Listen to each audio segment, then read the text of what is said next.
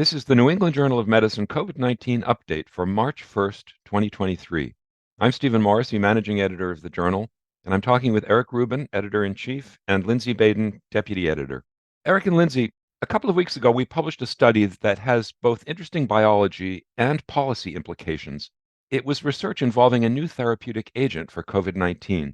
So what was the agent that the researchers were investigating? Steve, this study looked at a form of interferon known as interferon lambda. There's been a great deal of study of type 1 and type 2 interferons, but interferon lambda is a type 3 interferon that differs from either of these. This group of cytokines appears to have its major effect in the epithelium, where it has antiviral activity that is broadly similar to type 1 interferons, but considerably less intense. This means that administering it results in far fewer side effects than are seen with type 1 interferons, such as those that used to be used for treating hepatitis C virus infections. However, given the short half-life of interferons, when used as therapeutic agents, they're often co-formulated with polyethylene glycol, a polymer that allows them to be administered less frequently. The study we're discussing here used this kind of formulation, a pegylated interferon lambda.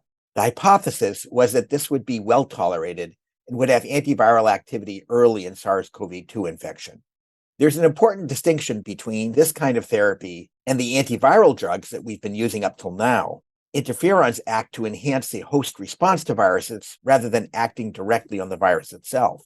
Thus, unlike vaccines and monoclonal antibodies, this approach should be unaffected by new variants. I guess it's possible that viral mutations might affect the efficacy of an antiviral effect of interferon lambda, but it's not clear how this would occur. So, interferon lambda-based treatment probably, if it worked at all, would work equally well for different viral clones. So, Eric, I think you point out a very important concept, the innate versus the adaptive immune system. In addition to nonspecific and virally specific immune responses, and the innate immune response, which occurs immediately upon contact with pathogens, often in respiratory and GI mucosa, skin as well, actually has nonspecific responses that are anti-pathogen. That's very important conceptually as we respond to different infectious disease threats. That's different than the adaptive immune response, which we have been talking about for the last 3 years as we think about vaccines and other kinds of immunity that's elicited with infection that lead to high titer neutralizing antibody or effector T cell function that typically is pathogen or virally focused, often focused best on the infecting virus, and may have less efficacy on future viral variants. So I think that these investigators were looking at how we can augment this innate or intrinsic immune response that is pathogen agnostic and a very attractive strategy as a first responder, so to speak, in the immune response, as adaptive immune responses take time. So how did the investigators in this study assess this pathogen agnostic feature? This was a platform trial that looked at a number of interventions, including one group that was assigned to interferon lambda and another that received placebo. The study period was between June of 2021 and February of 2022 and was performed at several sites in Brazil and Canada. Patients who presented to emergency rooms or other outpatient settings who had symptoms of disease, a positive COVID test, and at least one criterion that put them at high risk of progression, but who did not need hospitalization were included. They also added a subset without these risk factors, but with what the investigators described as severe or debilitating symptoms. Participants were followed closely for symptoms and other outcomes and had periodic repeat viral swabs. The primary outcome was a composite of COVID-19 related hospitalization owing to progression of disease or an emergency room visit prompted by COVID-19, both within 28 days of diagnosis. There were several COVID-specific and other outcomes and safety measures. So, Steve and Eric, one of the great challenges in study design is what is the important outcome? And as you point out, Eric, in this case, the authors focused on COVID-19 related hospitalization or emergency room visits, prolonged visits, more than 6 hours. And when one designs a study to look at benefit, one needs to carefully understand the outcome of interest to be able to determine if the therapy offers benefit. What we as practitioners have to think carefully about is how important are these endpoints. And I say endpoints because composite endpoints, Eric, as you mentioned, often have different components, an efficacy, a safety, or different sides of efficacy. And we have to look carefully at those individual components to determine if they're equally weighted in relation to the two therapies. Very often, when two therapies are compared, one can see perhaps more efficacy in one and better safety in the other, as just an example. And one needs to then carefully look at what we need clinically and how that is measured. And in this case, how efficacy is measured, such as COVID-related hospitalization or prolonged ED stay, there may be other factors that may influence the understanding of those endpoints, particularly given how emergency rooms are often run and how quickly patients can go in and out of them as ways to understand the importance of the difference between groups. So I think we need to look at the endpoint of this and all studies in the way that best affords benefit to our patients, which is often not straightforward. Lindsey, I think we've seen all sorts of outcomes for COVID-19 trials, and you make an excellent point. How much do we care about each of these individual endpoints? The endpoints range from things that really don't matter to any individual and essentially are stand-ins for progression of disease, like, for example, the decrease in viral load over time. That has been an endpoint in many trials, including some of the ones we published. And on the other end of the spectrum is death, which is obviously an endpoint that we really care about, but it occurs very infrequently. So study designers have to choose endpoints that are going to occur frequently enough in the population size that they have determined for their study, and yet hopefully have some physiologic relevance. Composite endpoints like this one, as you point out, are used kind of as convenience, as a way to make it easier to get enough endpoints for a study in many cases. In this case, I think it's a little bit different. I suspect that a lot of patients who were near hospitalization were not being hospitalized, in part because of capacity in hospitals and other determinants which had nothing to do with the study. And so therefore, they used the stand-in of emergency room visits. Other studies have used emergency room visits with extended stays in the emergency room when people were unable to be hospitalized. It is important to point out that while hospitalization is objective, they can be counted, the decision to hospitalize has subjective features to it. So it's not a perfect endpoint as compared to a physiologically relevant outcome, which is easy to measure. So, Eric, you point out a couple of very important points, and I just want to make an analogy to HIV, where the HIV viral load early in the epidemic was not well understood, and outcomes of disease progression and death were the important outcomes. Investigators were able to carefully correlate with the HIV viral load, its impact on CD4 count, and then the clinically relevant outcomes of disease progression and death, allowing us as a community to use what is intuitively a relevant biologic parameter, which is the level of the pathogen in the patient. But as you point out, that has to be correlated. There are other circumstances where the viral load, the level of the pathogen, is very complicated to interpret, such as an EBV and other viruses that may behave very differently. And what we've learned with SARS-CoV-2, the measurement of the viral load is fairly noisy and different in different compartments.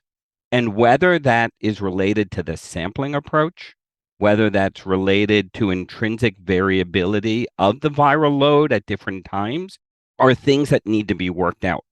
So we all want, as you point out, a physiologically relevant parameter that has less noise to utilize, because that will allow us to iterate much faster. We are left with what is clinically most relevant, such as disease progression as manifest by hospitalization and severe illness. But that has biologic and sociologic noise, as you point out, related to decision-making for hospitalization or otherwise. So I think that we have to be very careful before we infer what we think is true until the data emerge that allow us to understand the biology and therefore have better measures. So with all of that, what did these study investigators find? The researchers recruited almost 1,000 participants each to the drug and placebo groups. Because this is a platform trial, it's a bit complicated. Some of the control group members received an oral placebo rather than an injection. Remember that the drug is given by injection. So the groups weren't perfectly matched as to the intervention. In the end, about half as many patients in the interferon lambda treated group ended up with the primary outcome as in the placebo group. This was largely driven by hospitalization rather than emergency room visits. The secondary outcomes generally appeared to have a similar trend, though the time to clinical recovery was the same in both groups. Not surprisingly, earlier treatment appeared to yield better outcomes, and there was little evidence of drug toxicity. So, all in all, interferon lambda appeared to be effective in decreasing the risk of hospitalization in outpatient COVID-19 patients at elevated risk. There's an interesting postscript to this study. Physicians can't go out and prescribe interferon lambda today. Lindsey, I know you've been involved in helping the FDA think about drug approvals. So what can you tell us about the status of this agent? So, Steve, the FDA evaluation process is complex and looks at a totality of data. I'm unaware of the plans for how this product is likely to go forward, but what I've heard is that it may not go forward due to the need for additional studies that may be prohibitive. However, I look forward to hearing more about what the plans may be. I do think, though, that there are a couple of perspectives we need to think about as we think about evidence and the strength of that evidence as we understand what to use in practice. So in looking at the interferon lambda story, I sort of think of three perspectives. The most important is the patient who is looking for a therapy to help them feel better, to help them get better, to prevent them from getting severely ill. The provider who wants to know how best to treat their patient. And then this other group of scientists, regulators, journals like us who are trying to publish the best data to guide the discussion and to understand facts from the play of chance. Then the third group of perspectives are scientists, regulators, journals like ours, which is trying to determine what's safe and effective and therefore provide quality information to the community on how best to use therapies. And so the FDA and others often use the principle of multiple trials showing the same result or a very similar result to have increased confidence in minimizing the play of chance. And I raise that because as I look at this study, this group is a terrific group that has helped develop the platform trial design, which really has come into view in the last 2-3 years in response to this epidemic, that has allowed the research community to be more nimble and faster in testing new compounds to see their benefit in relation to treating COVID. However, this trial alone, I think, has at least 12 different arms that are part of the platform. So if one imagines, for example, 100 different phase 2 or 3 trials looking at efficacy, what proportion of them may have a positive signal as defined by a p-value of less than 0.05? Not to undermine the value of these data, but for us as a community to think a little bit beyond the strength of an individual trial and the context within which many trials are going on, some of which the play of chance may affect the final outcome as measured by the p-value, which we put a lot of stock in, although I worry a little bit about how well it helps us understand truth. But the data, such as from this study, which is a well-done, large phase 2-3 efficacy trial, is very encouraging that this mechanism, which is well understood, or reasonably well understood, likely leads to this type of benefit in this type of patient with this type of outcome. So I think that is reassuring. It's encouraging. I suspect it does work, but I do want all of us as a community to think carefully about how we understand truth as we have to accept that hundreds of efficacy trials are going on, some of which will tell us truth, some of which may have the play of chance at work that we have to mitigate. So I just raised that, Steve, to say that the FDA and other regulatory agencies around the world have a very tough job in looking at safety, efficacy, mechanism, and mitigating the play of chance, given the volume of research going on in this space, and therefore challenges across studies, which are very difficult to weigh as the studies are done independently and therefore difficult to look at together because they shouldn't be.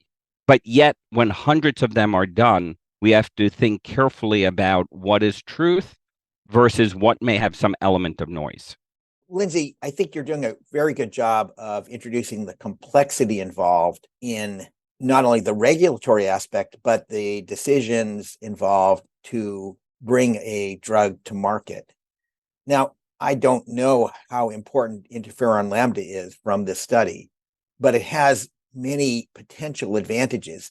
In particular, its potential ability to work against multiple new viral strains as they emerge. The way that this study was designed has implications for its ability to be approved. And if this is not sufficient, then another study would be required for a lot of money.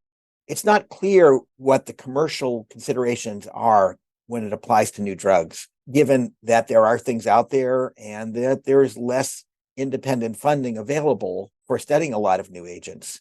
So because of a nimble design, as you're describing it, it's conceivable that a drug won't come to market or might be considerably delayed in its introduction to the market because it was done in a way that wouldn't pass FDA requirements from the start. So it's a double-edged sword, and it's not an easy decision to make.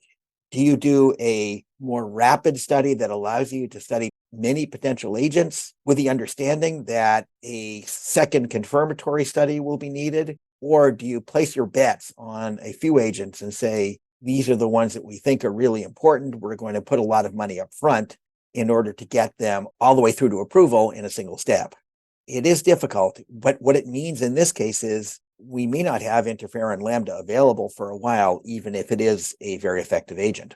And Eric, I think you do raise the important point of different mechanisms and the value of having therapies that work through different mechanisms, particularly as we see the pathogen, the virus COVID, continue to evolve and escape therapies. So there is a high scientific and clinical value in having new agents that approach the clinical problem differently. Having said that, as you point out, it's a big economic lift for companies to do the studies that demonstrate safety and efficacy. And the more studies that need to be done, the higher the cost and the delay in time.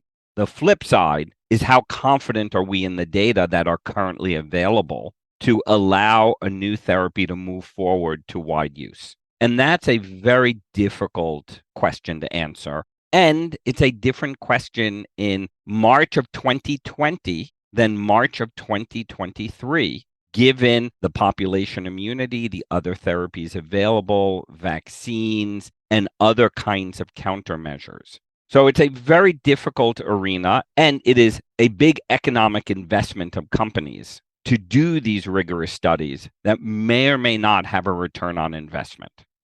And we as a community have to decide how we think about infectious diseases that are so globally transmissible and what types of countermeasures we want to invest in as a community to have available both in high income and low income environments. Thank you, Lindsey. Thank you, Eric.